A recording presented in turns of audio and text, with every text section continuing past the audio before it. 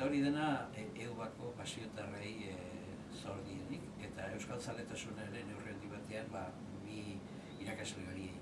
Egia da ni hizkuntza zalea nintzen eta garai horietan hasi nintzen beste hizkuntza batzuk ikasketetan egiten genituen ikasketez aparte frantsesa ikasten genuen, latina eta grekoa, eta gero neure kasa ingelesa eta alemana eta hasi nintzen ikasten.